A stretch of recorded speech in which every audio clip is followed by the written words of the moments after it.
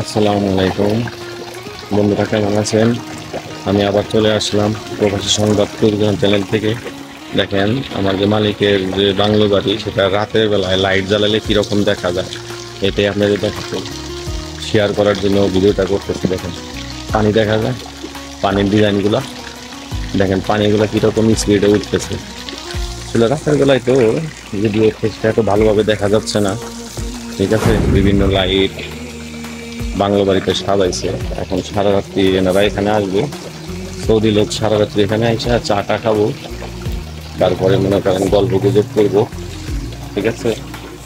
দেখেন, পুরা একদম বাংলো বাড়ি লাইটে একাকার।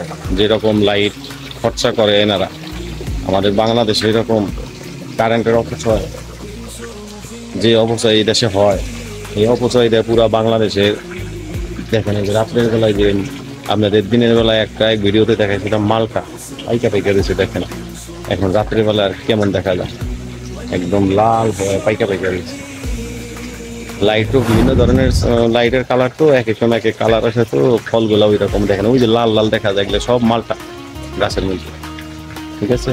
পুরা গাছে দেখেন কিরকম মালটা ধরে ধরে পাকা পাকা।